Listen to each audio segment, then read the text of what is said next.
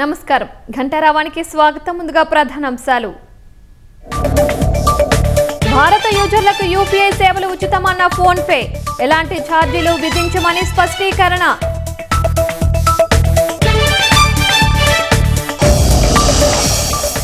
ప్రపంచం సాంకేతికత వేగంగా మారుతున్నాయన్న ప్రధాని, నిరంతరం నేర్చుకున్న వారే జీవితంలో విజయం సాధిస్తారని వెల్లడి. ఆర్థిక శాఖ శ్వేతపత్రంపై 10 గంటల అధ్యయనం చేశానన్న సీఎం, ప్రెజెంటేషన్ ప్రజల్లోకి బాగా వెళ్లిందని వెల్లడి.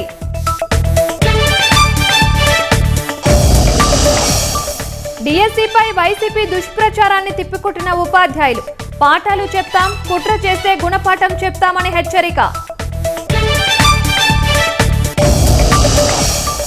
కుమార్తె ఐసీయూలో ఉండటాన్ని తట్టుకోలేకపోతున్నామన్న ప్రియాంక తండ్రి, ప్రమాదానికి కారణమైన నిందితులను ఉరి తీయాలని డిమాండ్.